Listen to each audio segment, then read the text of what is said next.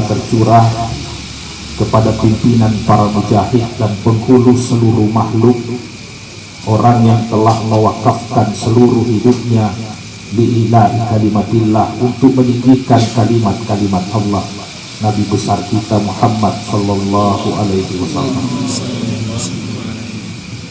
Itu melebihkan ke hadir sebagai pali seutuh, saya ingin menyampaikan sisi hadis Nabi kita sallallahu alaihi wasallam. Maka Nabi kita sallallahu alaihi wasallam yusiku ayyati 'ala nasi zamanu, akan datang satu zaman yang akan menimpa manusia. Yang kita matu nang kanasa Nabi kita capa waktu engkau melok kenai rufatawi. Tapi ucapan ini diucapkan Nabi kita kurang lebih 14 abad yang lalu. Begini sisa buah padatu taulah berepurana nakuada Nabi kita. Akan datang satu saat, akan datang satu masa, dan pasti kejadian ketika Nabi kita yang menyampaikan itu pasti terjadi. Ketika terjadi perang Mu'tah, maka Nabi kita sallallahu alaihi wasallam yang pertama dulu menjadi panglima perang Sa'id bin Harisah.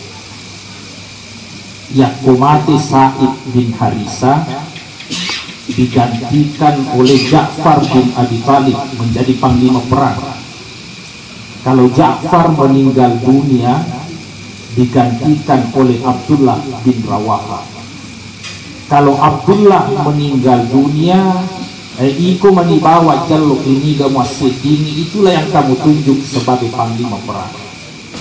Di panajuk kata Imam Musuh Napobeni Nabi kita, dia sudah tahu itu bahwa Sa'id bin Harisah akan gugur, ya. Ja'far juga akan mati, kemudian Abdullah juga akan mati. Apalagi semar maka mati digantikan oleh ini. Dan terbukti ketika terjadi perang jokan tentara Musuh ni tahu Nabi kita waktu itu berada di Madinah akan apa Nabi kita. Sekarang bendera dipegang oleh Sa'id bin Harisah, tapi dia meninggal dunia, makanya bendera diserahkan kepada Ja'far bin Abi Thalib. Sampai sana Nabi kita. Tidak lama kemudian makanya Nabi kita Ja'far juga telah meninggal dunia, digantikan oleh Abdullah bin Rawaha. Ke Madinah Nabi kita pada ko masyarakat langsung Nabi kita naik perang. Sekarang Abdullah yang pegang bendera dan Abdullah juga gugur sebagai Sa'id. Maka umat Islam memilih Khalid bin Walid sebagai panglima perang waktu itu. Nabi mengatakan dia telah memilih pedang di antara pedang-pedang Allah. Makanya itu menurut Khalid bin Walid digelari si pedang Allah yang terhunus. Inilah yang memenangkan pertempuran. Kenapa Nabi kita tidak usah khawatir? Pasti terjadi. Pasti terjadi.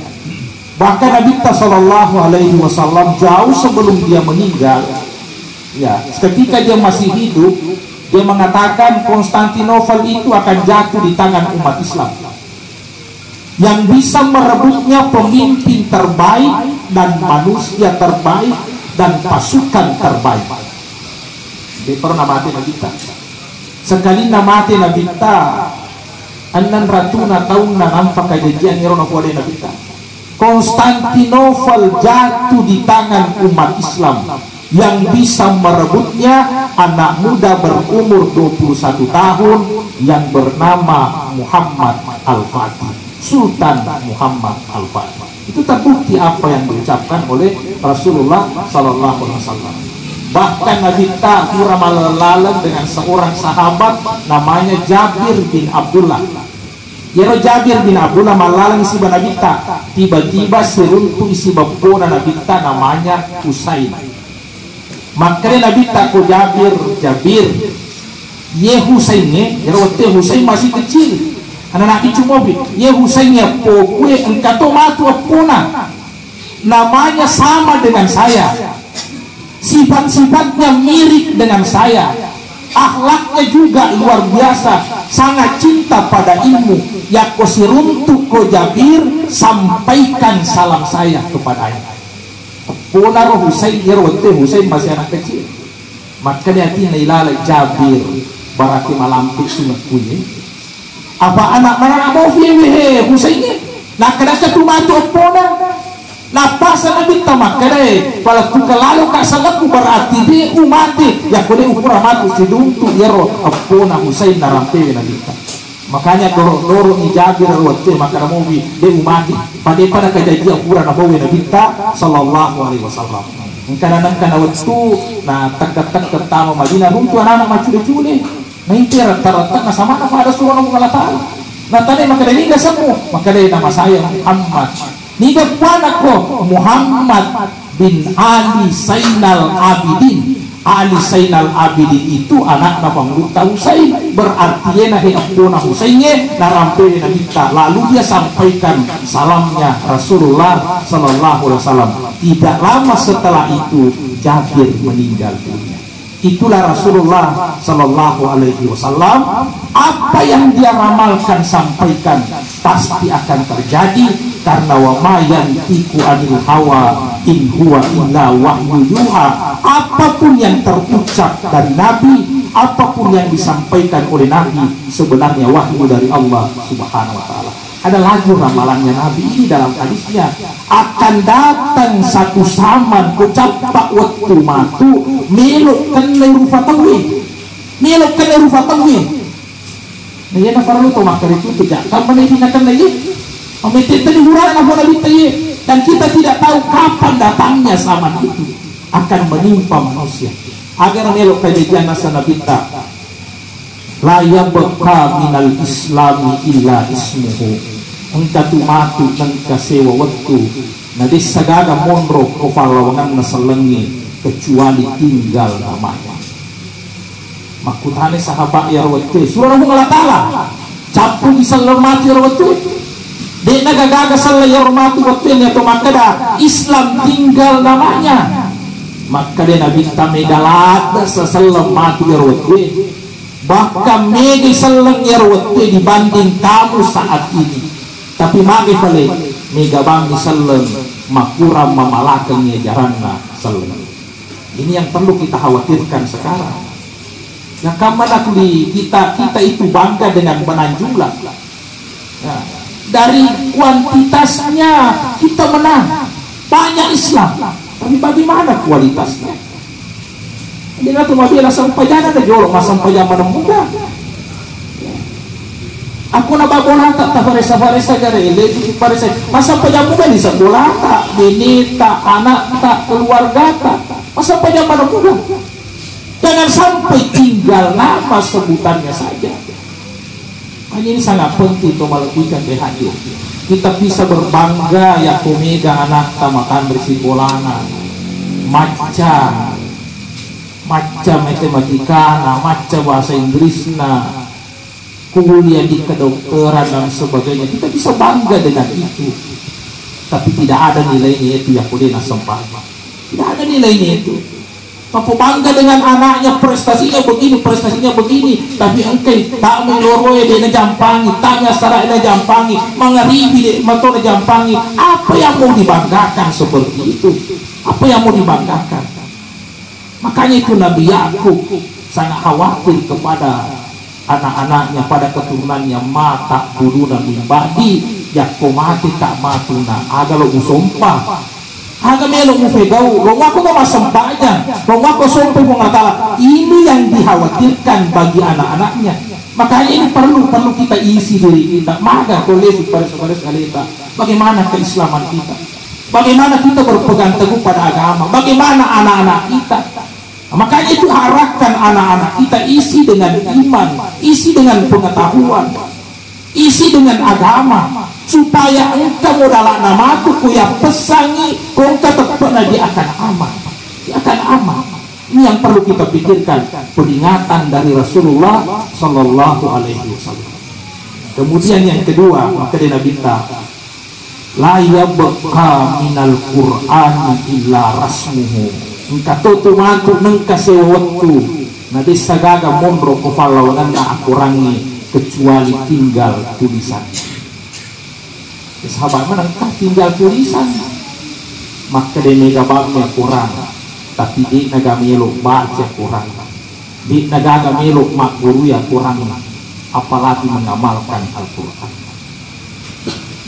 Apa yang dilakukan oleh pengaji dengan saudara-saudaranya ini mendirikan tahfiz Quran, ini salah satu dari jawaban untuk berhati-hati dengan peringatan yang disampaikan oleh Rasulullah. Ini salah satu jawaban bagaimana supaya anak-anak kita bisa tahu Al-Quran, bisa mempelajari Al-Quran, bisa cinta pada Al-Quran. Tinggal bagaimana kita mendukung. Karena namun ke rumah tahfiz, boleh kalau pertama anaknya. Karena banyak orang itu perhatiannya ke Al-Quran madololate. Saya sering mengatakan kalau Al-Quran perhatian yang sangat kurang. Bayangkan ya kalau imeliwaju tasedi juta tapang kabina. Ya kalau salino tapang kabina selengkap tanah lebih balu engkau todina. Tapi sinampo namo tak 200 juta engkau. Ya kalau kagalu nelo ibalu tapang kabina. Tapi kok kurang lo nali anakna. Aku ralo nali anak ngagan aku kok jadi nak melihat kurang. Kamu kurang agak kamu kutu. Di mana tu mau pakai moba? Tunggu ni kafe sebut tapi di moba baca. Bayangkan kalau Al-Quran seperti itu modelnya. Ya. Padahal kemalamikan ke hadir Abdullah bin Umar bin Khattab, anak Nafamurutta Umar bin Khattab mengatakan, "Al-Qur'ani Al-Quran, muliakan Al-Quran, pelajari Al-Quran, pahami Al-Quran, ajarkan Al-Quran, amalkan Al-Quran, karena itu akan menjadi pertanggungjawabanmu di hadapan Allah Subhanahu wa ta'ala." Muliakan Al-Quran untuk melebihkan kehadiran. Ada seorang ini pemabuk dulu di Baghdad, anak muda pemabuk, majam pena. Majak sifatnya hampir semua dosa pernah dilakukan. Namanya Bishr bin Al-Haris Al-Khafi. Ya, pemabuk, pokoknya setiap malam mabuk. Tapi yang kadang kayak nalisu boleh mabuk. Ya, mulai mati di koro sampai ele nalisu. Dia lewat di tempat sampah. Dia menemukan kertas yang bertuliskan Al-Quran, lafaz Allah, Bismillahirrahmanirrahim. Kertas Al-Quran runtuh di tempat sampah si gore ropoe. Dia ambil kertas itu, nafacini, pure nafacini, nampak minyak, nampak taruh makan di bolana sebagai penghormatannya pada Al-Quran. Meskipun betah parinung, tapi kamu faru paring kalingana. Maka dia nak dicarubiannya Quran. Itu tuh tak memang seperti itu. Ya, dia nak sembarang akalak lembaran Al-Quran itu. Bahkan yang aku masusung Al-Quran ini, ya ko buat nafas topok yang tidak mau nafas di awal Quran, mesti mundriasa. Tempatnya ditempatkan yang ini. Dia ambil kertas itu, na minyak-minyaki, nak taruh matanda di bolana. Malamnya dia bermimpi, mendengarkan suara mengatakan, "Bishr, kamu telah memuliakan kalimat Allah, kamu telah memuliakan Al-Quran, kamu telah mensucikan nama Allah, mengangkat di tempat yang tinggi, maka Allah akan memuliakanmu, mensucikan dan mengangkat derajatnya." Sekali nafasat ini, kayak ini manipul, sekali nafasat ini, samana tak di mana di kolam na arwana melok pedokja. Nah, itulah ini tuh nak kadana kita memang penguruta Umar bin Khattab, innallaha katamar riba kita. Itu pengalatalan nasuk buyodiona ya malah mah di sini. Ya kok kebetulan di pedok dia malah di lolongan riona pengalatala, kemungkinan dia ropas sabarna nakimpakan dia dita pengalatala untuk selalu berbuat kebaikan. Dia agak tidak melok pedok dia, makanya dia tak coba-coba dia bicu. Karena menuju cuma ya tidak, siapa tahu dia orang lete riona pengalatala. Nah ini kita pedok dia, tapi dia tak coba-coba dosa bicu. Maka nama nih banyak masuk toba, kamar ya orang yang bergelina pengalatala. Natutu kita Allah Ta'ala tobat, dia memiliki kesempatan bertaubat, selalu cinta bermaksiat, mati dalam keadaan campuri jantan pikiran aku. Jangan menganggap sepele dosa dan menganggap rendah kebaikan-kebaikan. Akhirnya dia kecil dia tinggal melok pegoja. Dia bertaubat kepada Allah, menuntut ilmu, mendalami ilmu sampai menjadi ulama besar. Itu sufi besar, gurunya Imam Ahmad bin Hanbal. Kita tahu Imam Ahmad bin Hanbal menghafal 1 juta hadis. Salah satu gurunya adalah Bishr bin Al-Haris Al-Hafi dari Baghdad. Itu gurunya, dia sufi besar. Karamanya ya Bishr, ikut joke dia nak kena safatu, dia nak kena sandala. Tapi dia gagal olok-olok, dia gagal ngaji si lomon rokilalan oleh Bishr. Karena Allah memang mengatakan, ya Allah akan mensucikan. Dia memang gagal melok keladai, nyarang ini kumai unta melok, jamban aku nalaloye Bishr. Dia nak kena pakai sandal. Itu karamanya. Karena dia seorang wali besar. Cuma lebih ke hadir. Itu karena memuliakan lafaz Al-Quran. Makanya ini Al-Quran luar biasa. Itu kalau kita muliakan Al-Quran. Aja kita corok jangan Qurannya. Ya kau Fatrita tak mau megang Al-Quran itu, namun nanti email itu nanti pada papa lancet. Dia pegang itu di depan dadanya. Makanya ajarkan anak-anak kita seperti itu. Taruh ke Quran aja sembarang menurut taruh Quran. Jangan. Ya, saya masih ingat di ma'had dulu ada teman saya bawa Quran, maka dia guru tak hal indah kal wudu. Kemana jenek mesti ya Quran? Saat dia bawa Quran, hal indah kal wudu. Apakah kamu punya wudu? Artinya dia sangat menghormati Al-Quran itu sampai dia bertanya, kamu jenek wudu mesti ya Quran. Ini yang harus kita perhatikan. Itu masih langkah awal memuliakan Al-Quran. Saya ingat juga guru Ki Haji Abdul Ghani Aganafau yang kumaroki ko nak lembar jawaban yang kujati kumaroki ko lembar jawaban tidak usah ditulis basmalah. Pak Yero biasa yoki Bismillahirrahmanirrahim. Dia katakan tidak usah tulis basmalah. Bismillahirrahmanirrahim. Dia moki. Maka jangan sampai saya tidak bisa menjaga lembar jawaban ini, berserakan masuk di tempat sampah sementara ada tulisan basmalahnya. Makanya tidak usah ditulis basmalahnya. Kalau mau tulis bahasa Indonesia saja atau bismillah ku nampung kamu. Itu begitu menjaga. Jadi itu melebihkan kehadir memuliakan Al-Quran itu kita akan mulia. Memuliakan Al-Quran kita akan mulia. Itu Al-Quran turun di bulan Ramadan. Itu Al-Quran dulu dibawa oleh malaikat Jibril. Makanya itu malaikat yang paling mulia dari seluruh malaikat adalah malaikat Jibril. Ya. Kemudian malaikat Jibril menyampaikan kepada Nabi Muhammad. Makanya Nabi Muhammad adalah nabi yang paling mulia di seluruh nabi. Asyrafil anbiya. Nabi Muhammad sallallahu alaihi wasallam. Kemudian Al-Quran turun pada 1 bulan yang disebut bulan Ramadan. Syahrul Ramadan alladzi unzila fihi Al-Quran. Di dalam bulan Ramadan Al-Quran itu unzila, diturunkan. Kalau kata ansala itu berarti turun secara sekaligus.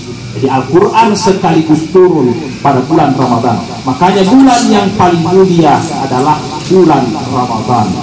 Ya. Kemudian Al-Quran turun sekaligus pada malam Lailatul Qadar. Inna anzalnahu fi Lailatul Qadar. Al-Quran turun sekaligus pada malam Lailatul Qadar. Makanya malam yang paling mulia dari semua malam adalah malam Lailatul Qadar. Jadi bagaimana dengan orang yang di dadanya ada Al-Quran? Bagaimana dengan orang yang bersahabat dengan Al-Quran? Bagaimana dengan orang yang memuliakan Al-Quran? Beliau akan menjadi orang yang paling mulia. Hanya itu melebihkan kehadir. Bersahabatlah dengan Al-Quran. Ya, bersahabat dengan Al-Quran. Bagaimana caranya bersahabat dengan Al-Quran?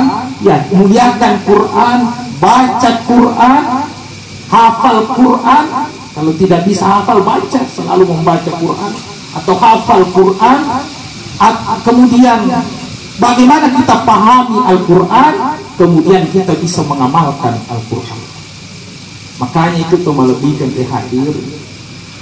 betul na bunga turun aku rangi di gua Hira, maka dari malaikat Jibril nakadoi na kita, Iqra ya Muhammad, bacalah Muhammad, baca. Nabi mengatakan ma'an Nabi Qari, saya tidak tahu membaca. Masa usul tak baca, jadi bisa baca ini. Ya, itu ayat pertama turun, Iqra, bacalah. Sementara Nabi kita tidak tahu membaca. Nabi itu tidak tahu membaca, tidak tahu menulis. Kemudian mengatakan Nabi Muhammad bodoh, tidak. Nabi itu fatana, cerdik, pandai. Ya, cuma dia tidak tahu membaca, tidak tahu menulis. Ya biasa saja, enggak tahu maka dia buta huruf putih, dia tahu, tapi boleh baca. Dia masih boleh baca. Profesor dia ada ini Pak, dia kena guru, dia kena sekolah, tapi mungkin otaknya cerdas. Buktinya Nabi dia hafal Quran, kubur pada dia lupa. Ya itu.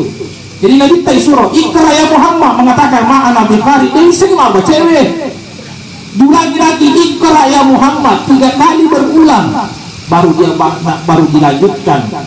Ya, Iqra bismi rabbikal ladzi khalaq, khalaqal insana min 'alaq, Iqra wa rabbukal akram alladzi 'allama bil qalam, 'allamal insana ma lam ya'lam. Nah, itu jadi 3 kali, 4 kali Iqra itu. 4 kali Iqra. Desa dia sama pahami mereka juga kan dia akan ini sama baca ulangi si Iqra. Dan dari guru tamat tafsir rewe, sebenarnya 4 Iqra yang harus dilakukan orang. Pertama Iqra, membaca, sekedar membaca, menghafal sekedar menghafal. Kemudian Iqra yang kedua, memahami maknanya. Kemudian yang ketiga, meresapi kandungannya. Kemudian yang keempat itu mengantarkan kita bismi rabbik, kita mengamalkan, mengantarkan kita dekat dengan Allah Subhanahu wa taala. Itulah Iqra yang harus kita lakukan. Ini memuliakan Al-Qur'an. Ya, memuliakan Al-Qur'an.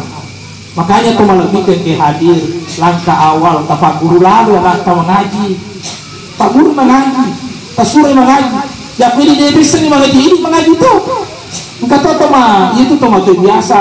Makanan yang penting atau makin kurangnya. Di sana kata yang penting, makin kurangnya aguri ya kurangnya. Ya kunci macam mengaji anak nama suruh sisa yang guru nama ngaji. Apa tahu mata lu pulau besok nampak pandai lebih. Asal lepot. Tidak begitu yang diajarkan. Masa ibaca guru nami baca nampaknya itu di majalah asal lebih pandai lebih. Ya apa pandai lebih nampak dua. Bukan itu ajarkan membaca Al-Quran. Ibu-ibu kalau mengatakan saya tidak tahu membaca Quran Ustaz, aguruki macuan umur yang penting dia tahu mata mati aguru mati ya bu ya pegang kamati ki magur dari testangi angkat apa ulama tu corona pengarah taala maka buang wa guru gang kamati de metu le misengnya faktanya metu ini tugas tak mama cewi tahu tugas tak hanya mengajar, yang memberi ilmu itu adalah Allah Subhanahu wa taala. Tapi ikhtiarmu bagaimana? Mak guru mampu aja nggak ada mak guru maka dia itu boleh bisa tidak belajar ya bukan mati di mak guru mampu orang anak-anak ajarkan Al-Quran itu kemuliaan untuk melebihkan kehadiran.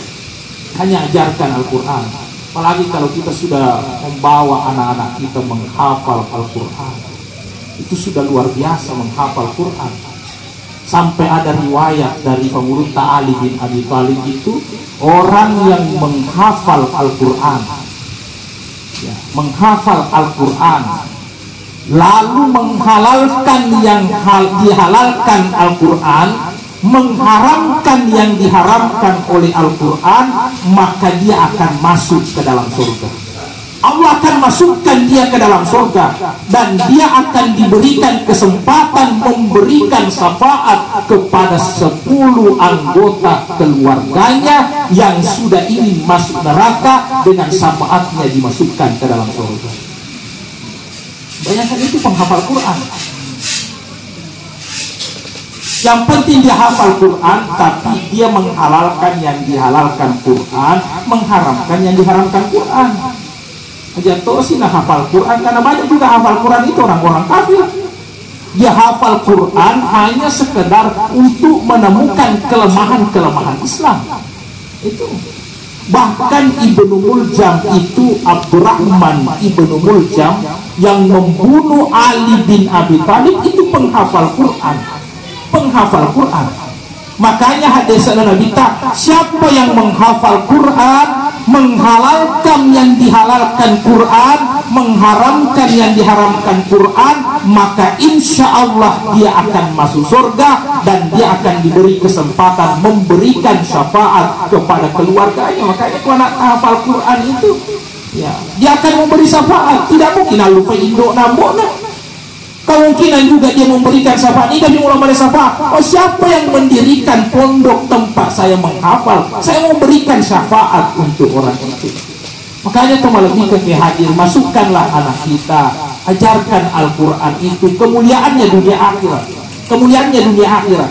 Karena Nabi kita sallallahu alaihi wasallam, makanya Nabi kita, innallaha yarfa'u bihadzal Qur'an qauman, Allah akan mengangkat derajat satu kaum dengan Al-Quran ini dunia akhirat. Dunia akhirat itu di akhirat Allah akan mengangkat derajat orang-orang yang dengan Al-Quran itu. Dengan Al-Quran insya Allah Allah akan berikan kemuliaan kita dunia akhirat. Coba lihat penghafal Quran, tidak akan terlantar itu di dunia, dan insya Allah di akhirat dia akan dimuliakan oleh Allah Subhanahu wa ta'ala. Makanya kita menghafal Quran, bayangkan itu, apalagi yang mendirikan tahfiz ini luar biasa pahalanya, luar biasa pahalanya. Ini akan menjadi amal jariah, ini akan menjadi amal jariah. Idza mata ibnu Adam in qata amaluhu illa min thalasin. Jatuh mati anak Adam, putuslah, tidak bisa beramal lagi kecuali 3. Salah satu diantaranya sedekatin jariyah. Fasidah kemalarina.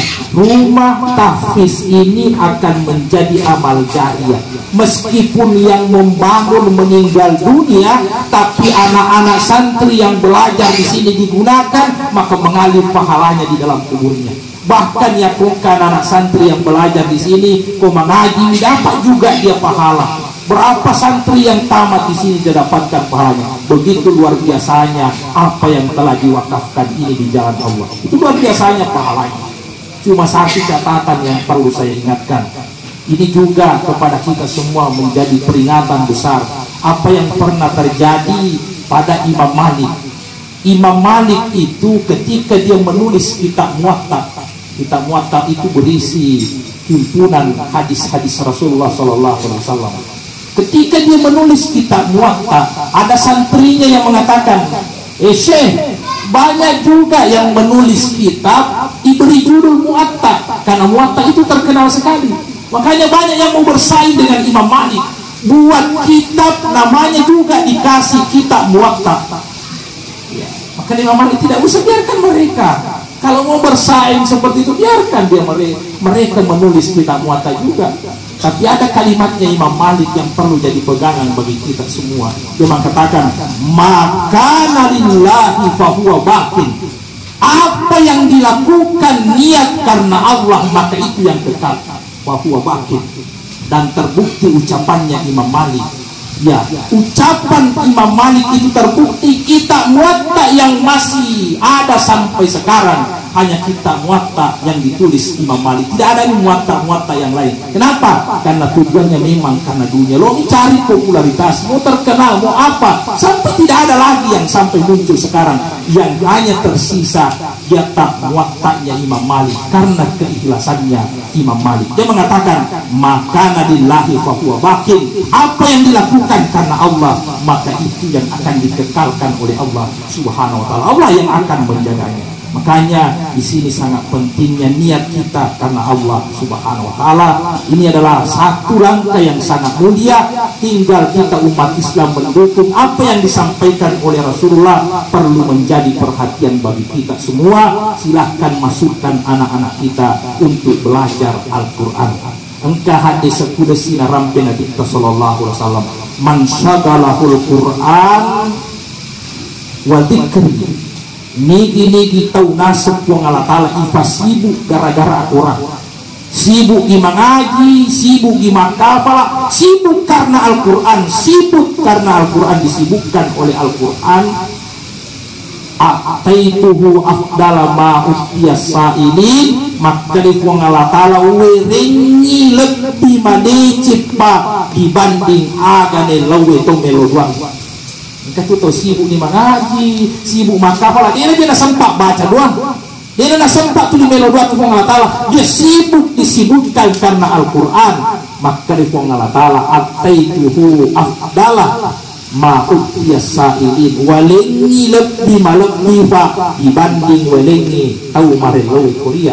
Apa ko melodi ang ipenu madice mati nila tahu lebih madice po walengi atau sibuk gara-gara Quran. Namun dia napal Korea. Allah berikan yang terbaik kepada orang-orang yang disibukkan dengan Al-Quran. Itu melebihkan hadir. Makanya sibukkan diri kita dengan Al-Quran, sibukkan anak-anak kita dengan Al-Quran. Ya, masa depannya insya Allah Allah yang menjamin itu.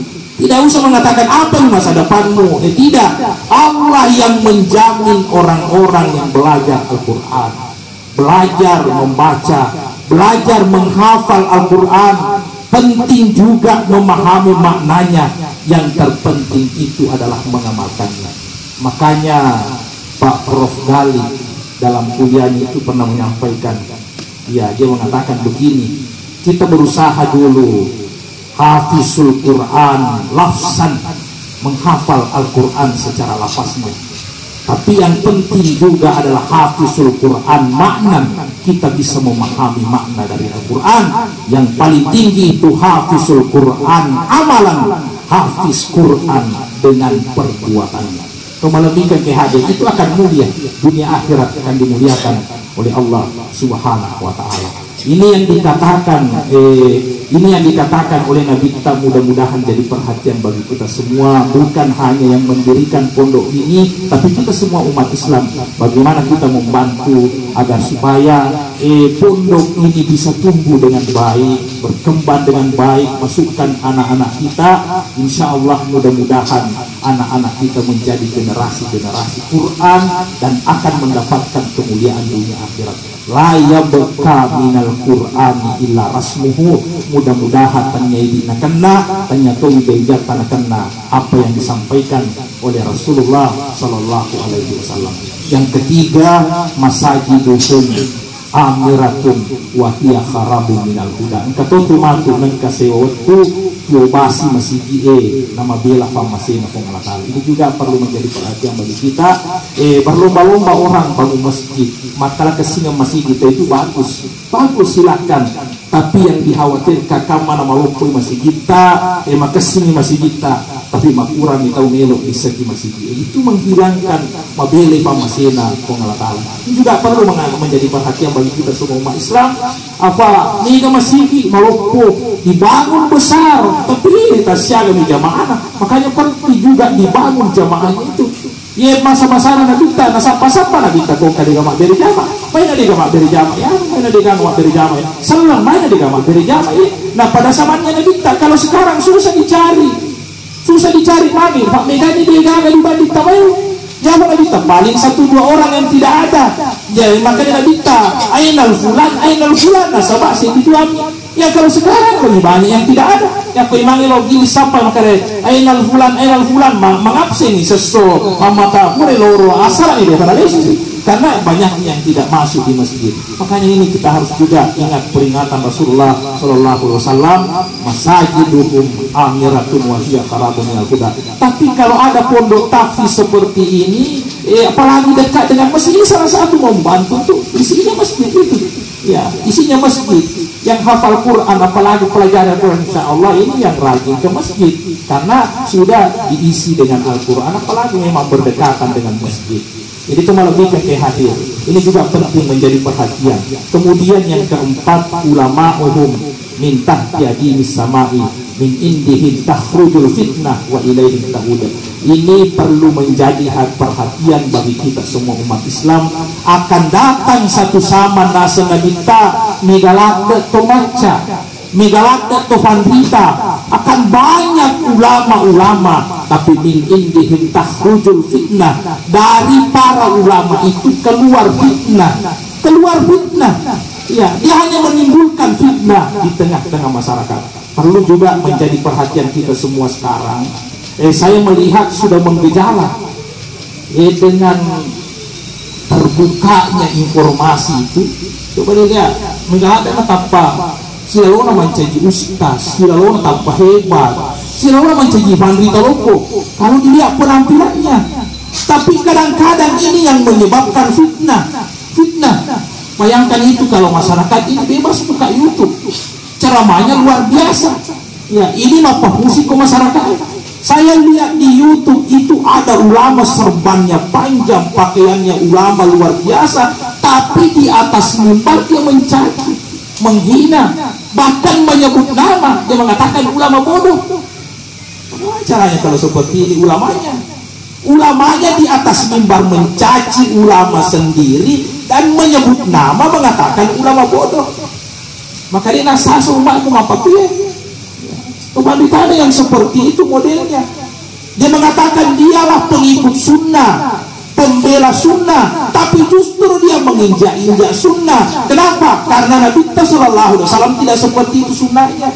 Bayangkan Nabi yang kadang-kadang maka dia memeluk Aisyah, ya Rasulullah, dia kira wanita bali-bali mereka dan erot, mereka sebut rupa pada rahoyer tahu ya. Maka Nabi Aisyah, yaitu tahu apa sesuatu yang tersesi ada, ya dia nggak baca, dia boleh bali mereka dan itulah Rasulullah. Tidak pernah mencaci seperti itu. Kalau sampai di atas mimbar mengkafirkan orang, membid'ahkan orang dan sebagaimana. Nah ini yang menjadi, ini bisa menjadi fitnah. Padahal itu tuh Pandita Rio yang posisi salah paham ini saling menghormati. Ya, saling menghormati. Imam Syafi'i salat di masjidnya Imam Abu Hanifah yang tidak kunut, maka salat subuh Imam Syafi'i tidak kunut. Engkau terpenuhi imam, bukankah kamu mensunahkan kunut subuh? Bahkan kalau itu kan kunut suwewe, kamu perintahkan untuk sujud sahwi. Imam Syafi'i mengatakan, saya menghormati kuburan Imam Abu Hanifah yang dekat dengan masjid ini. Itu saling menghormati. Imam Ahmad bin Hambal berbeda pendapat dengan Imam Al-Syafi'i, tapi 40 tahun Imam Ahmad bin Hambal mendoakan Imam Syafi'i, Allahumma gfirli wali walidayya wali Muhammad bin Idris Asy-Syafi'i. Itu ulama-ulama itu saling menghormati. Ini makhluk kita langsung si jalo-jalo si kafir. Akhirnya santrinya juga begitu. Ya kolesi namun teman-teman lah pakai itu haraman macam ni macam lo pakai. Makanya itu hati-hati, pilih tahfiz, tempat-tempat menghafal Quran. Kalau tidak jelas siapa gurunya, karena di samping menghafal Quran jangan sampai disuntikkan ajaran-ajaran yang bisa mengacaukan lesumatu. Namun ini ngejaloto kafir anak tak. Ya, ngejaloto kafir anak itu yang perlu hati-hati. Jangan cuma makasih kalau aku membela lantai misalnya, tapi tidak jelas. Jangan sampai nanti ini yang banyak kembali melawan kita. Itu yang banyak terjadi sekarang. Saling mengkafirkan, membid'ahkan dan seterusnya. Padahal yang dibid'ahkan, yang dikafirkan itu pada satu Pandita Loko. Ya, ilmunya yang luar biasa. Kau bahasa saya mohon maaf. Guru Tati Haji Muhammad Ashad besar, tumbuh menuntut ilmu di Mekah. Apa yang dia sudah buat, banyak sekali mengatakan bid'ah, salah, tidak benar dan sebagainya. Ini yang perlu kita pikirkan bersama. Ini orang kadewe. Siapa itu yang mengatakan? Dia bicara tafsir belum tentu ahli tafsir, bicara hadis belum tentu ahli hadis. Yang kali mina politik baru berani mengatakan begini dan begitu. Ya makanya itu melebihkan ke hadir kita itu perlu jadi masyarakat perlu itu pintar-pintar memilih. Silahkan mendengar, tapi kongka baru dia tak pemakai ratus salah. Kejadian kali pakai, tanyakan dulu kepada ahlinya. Kayaknya ini minta perlu misi bangil. Kita ke YouTube, kita tuh ya rumah bicara ke YouTube. Latar belakang ilmunya dari mana? Ya, supaya dia tak potong kacau. Kita harus belajar. Begitulah. Makanya diingatkan oleh Rasulullah Sallallahu Alaihi Wasallam. Saya ingin bercerita sedikit dengan